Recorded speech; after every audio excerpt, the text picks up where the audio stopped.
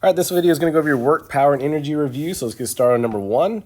Okay, a person lifts a 2.5 kilogram knapsack up 0.55 meters. How much work was done? Okay, so remember our equation for work is force times distance. Mass is not a force. Okay, so you cannot just do 2.5 times 0.55. Okay, so mass is just mass, but weight is technically a force. And remember, what affects weight is gravity. Okay, in space, you have no weight because there is no gravity. Okay, so what we can do is we can say work also equals mass times gravity times your distance. Okay, so this little m times g is the same thing as saying force because weight is a force.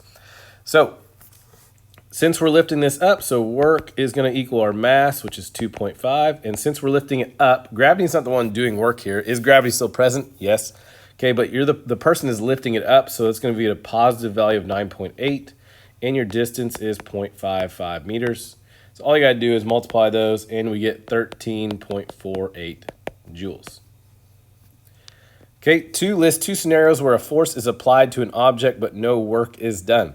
Okay, so remember, work has to have force and it has to have distance.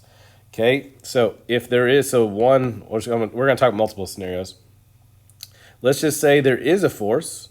So we have a force. Okay, that should be a check mark, my bad. We have a force, but our distance is no go. Okay, so that means like I'm pushing on an object that's just not moving. Okay, that would be, you're applying a force, but that would be no work. Okay, your another scenario is when your force is perpendicular to your distance. Okay, force and distance have to be in the same direction for that to count as work.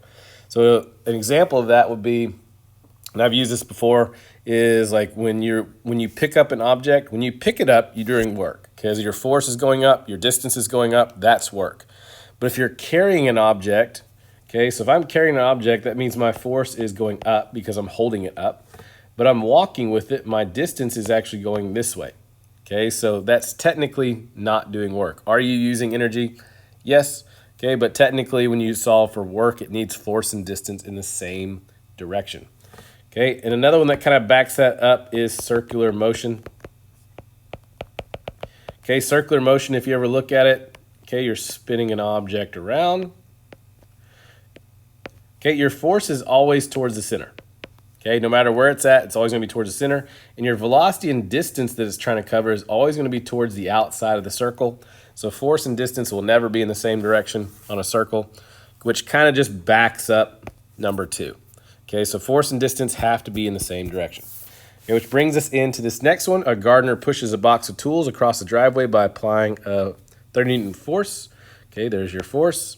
That pushes downward at an angle of 20 degrees. How much work was done if the box moves 2 meters horizontally? Okay, so we agree that the box, so I'm going to draw this. The box of tools is going this way. Okay, it's moving along the ground at a perfectly horizontal line. Okay, but the gardener is pushing down at an angle of 20 degrees. Okay, so there's your angle. Okay, 20 degrees. Our force is 30 newtons. So this is why you can't just do 30 times 2 and be done with it. Because that 30, if you look at it, is not in the same direction as where the box is going. We want to know how much is, let me switch colors a little bit. We want to know how much that force is going this way. Okay, so that's why you're going to look for your adjacent side. I call it FX. Okay, it just means force in your X plane or your X axis. Okay, so the way you do that is you just use cosine. Okay, so you can do this different ways if you want to. You can do it all in one step. Okay, which I have this. We have the equation work equals force times cosine of your angle times your distance. Okay, and you just plug in. You would just do 30 times cosine of your angle. Make sure you're in degree mode, otherwise it's not going to work.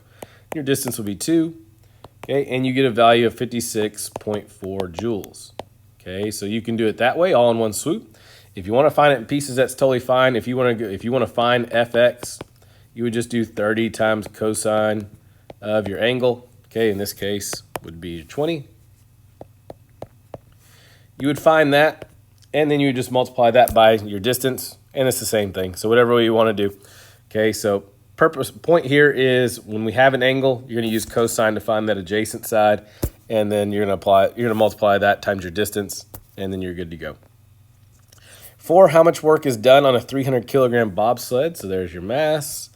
To speed it up from 30 kilometers per hour to 125 kilometers per hour. Okay, so there's your VI, there's your VF. Okay, only thing wrong with that is kilometers per hour. So we're going to divide by 3.6. So our VI is 8.3 meters per second. And our VF is going to be 34.7 meters per second. So remember, work equals change in kinetic energy. Change in kinetic energy is your 1/2 mv final squared minus your 1/2 mv initial squared. So we're just going to start plugging in. So 1/2, our mass is 300. Your final velocity is 34.7, and that's squared, minus your initial kinetic energy. So 1/2, your mass is still 300. Your VI is 8.3, and that is squared. Okay, so just watch your math on this one. Okay, 170,280 joules. Okay, so if you do get that wrong in the calculator, sometimes people try to do that all in one swoop, and their calculator gets confused in order of operations. So if you need to, break that into pieces and then do the subtraction part. Okay, so just be careful with that. All right, so a 1,500 kilogram vehicle is traveling at 25 meters per second. We have our mass, we have our velocity. Okay, so this means it's going to be a VI because the brakes are suddenly applied and it comes to a stop. So VF is 0. The braking force between the tires and the road is 7,100 newtons. There's your force, and it's a braking force, so that'd be negative 7,100 newtons. Okay, how far will the car slide when the brakes are applied? So distance is your question mark. Okay, so I've got 2 velocities here. I'm looking for distance. I have a mass, I have a force. I know sometimes when students see this stuff, they kind of start setting up Daffy T. I mean, if you want to, you can, but you're going to quickly realize you're going to run into a dead end. Okay, so VI would be 25. Okay, so VF would be 0.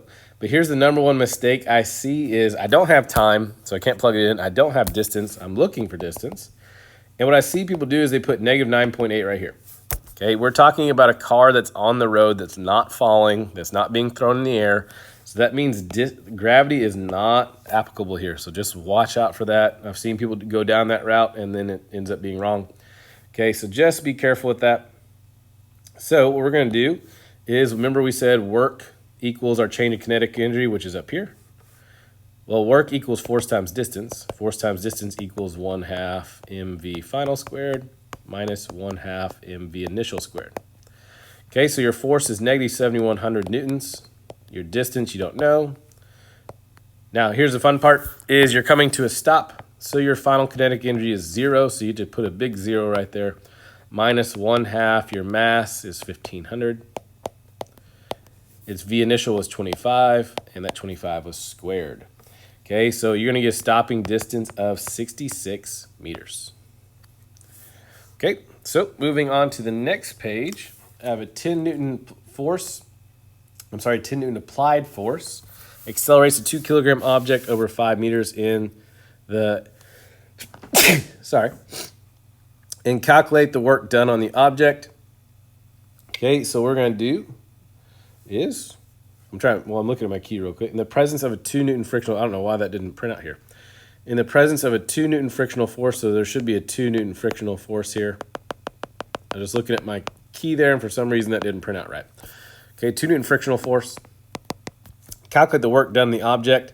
So what I'm seeing here is, and again, on a test, I would be very specific. If I said net work, okay, so this is the kind of number one error I'm seeing on this, is if I asked you how much, if this was you, and you asked you how much work you were doing, you would do work equals force times distance. Okay, your force would be 10, your distance is 5. Multiply those, that means you're doing 50 joules of work. Now, if I said something like net work, okay, so net work would be, now I got to combine all the forces that are going on. Okay, I have a 10 Newton applied force and a 2 Newton frictional force. So if I asked you to find net work, then you would do work equals 10 minus 2, so that'd be 8.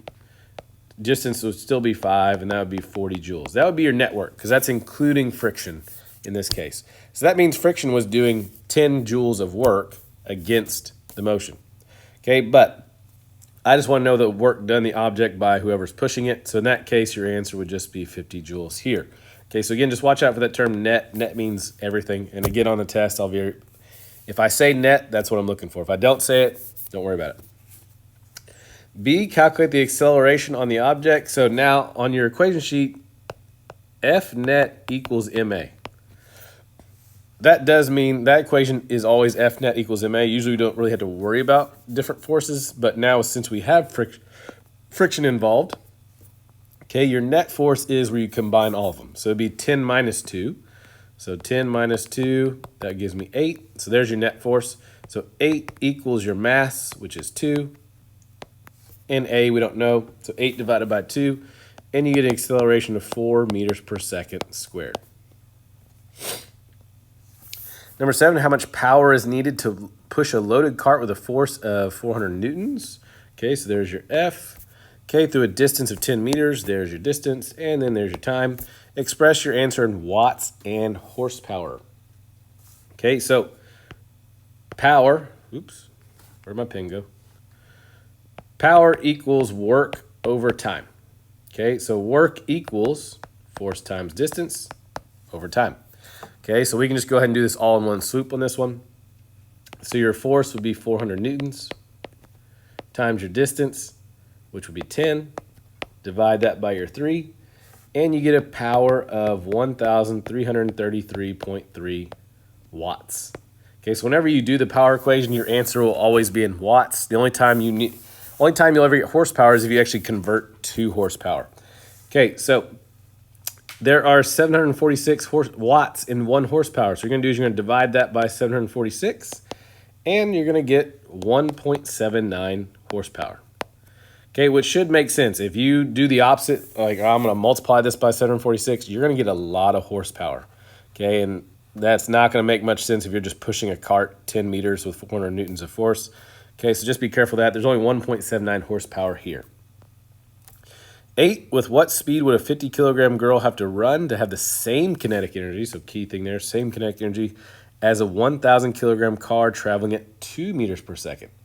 Okay, so that means they're the same, so they want to have the same kinetic energy, so the KE of the girl equals the KE of the car. Okay, so we're going to set them equal to each other. So 1/2, the mass of the girl is 50. We don't know what her velocity is, that's what we're looking for, so we're going to leave that as v squared. Equals 1/2, the mass of the car is 1,000. And it's moving at 2. That's its velocity in 2 squared. Okay, so we're going to clean up, so divide both sides by 25. And then square root both sides, and you're going to get a velocity of 8.9 meters per second. Number 9, a 24.5 Newton rests on a shelf 0.75 meters above desktop, which in turn is 0.8 meters above the floor. What is the network done by gravity? And I think on the key we said if it falls, okay, because what we're going to do next is we're going to talk about potential energy. Potential energy is just based off of height. Okay, so in this case, we're doing that in its own little segment, so that's why this was kind of still in the review. Okay, so if this were to fall, okay, work is still going to take this force, and it's going to fall a certain distance. Okay, so I know this part's confusing right here, is you have this distance, you have this distance. Okay, all that means is this is basically sitting on a shelf on a desk that's 0.8 meters above the floor. Okay, so what you would do, you just add those distances up because that's where it's sitting. So your force is 24.5. Your distance, as you add those up, that would be 1.55. And you get 38 joules. Now, if you noticed, I did not put gravity in here, okay? If this was 24.5 kilograms, then I would do 24.5 times 9.8 times your distance. But if you look at your units there, it's already in newtons, and newtons is a force. Okay, so I didn't need to multiply gravity. It was already, that was the weight of the book. Okay, so that's why we can just plug it right in and not worry about gravity. Okay, so just watch out for that. 10, a 10 kilogram sack of grain is raised up to a storage room 50 meters above the ground floor of a grain elevator. How much work was required? So we have a mass, we have our distance, so we're looking for work. Now it's kilograms, so this is not a force, that's a mass. Okay, so we're going to do mass times gravity times distance to find our work. Our mass is 10, gravity is 9.8 since we're lifting it up, and our distance is 50. Okay, multiply all those out. Okay, and we should get 4,900 joules. Okay, if the work is changing kinetic energy, what is the velocity of the sack of grain as it hits the floor? Okay, so we already know our total energy that's involved in this. So that is your kinetic energy. So 4,900 equals your change in kinetic energy. So we're going to figure out how fast is it when it hits the ground. If you got this, what you're doing, let's just pretend this is a sack of feed. It's being pulled up. Here's a little pulley right here. So right here, your VI would be 0. Okay, so that means your initial kinetic energy would be 0. We want to know, once that thing starts falling, what would be its final velocity right before it hits the ground? So 1/2 our mass, which is 10. VF, we don't know, and that's squared, minus, and our initial kinetic energy was 0, okay, because it wasn't moving, it hadn't fallen yet. So all you got to do here is solve for VF. Okay, so divide both sides by 5 and then square root both sides, and you get a final velocity of 31.3 meters per second. Okay, moving on, I believe, to the last page. Okay, so a toy car with a mass of 5 kilograms, so watch out for that, your mass. Okay, we have a graph here, so remember, work equals kinetic energy. So if I ask you for work, find the area on the graph. If I ask you for kinetic energy, find the area on the graph. So I'm going to go ahead and split this up. Okay, I'm going to go ahead and make this a rectangle and a triangle. So my rectangle is base times height, so 3 times 8 would give me 24 joules. And my triangle is 1/2 base times height, so 2 times 8 is 16. Half that would be 8. Okay, so it said, what is the total work done on the car while being pushed from 0 to 5 meters? So all I got to do is from 0 to 5, that means from here to here. So add all that up, and you get 32 joules of work. What is the change in kinetic energy? So this is what I mean by you've got to understand this. Work equals change in kinetic energy. Okay, because people see this and they think you have to do something different. Okay, so kinetic energy is also the area on the graph. Okay, so I want to know what is the kinetic energy from 0 to 3, though. Okay, 0 to 3 would just be 24 joules. Okay, so moving on to the last one. What is the car's final velocity if it started with initial velocity of 2? Okay, so we're going to deal with change in kinetic energy here. Okay, so we're talking about final velocity, so our kinetic energy is going to be 32, okay, after all that was done. So 32 equals 1/2 your mass. Our mass was 5 kilograms. Now we want to know what is our final velocity, so VF we don't know. Minus 1/2, your mass is 5, and your VI is now 2, and that's squared. Okay, so clean that up a little bit, and we should get a final velocity of 4.1 meters per second. And that'll end the review.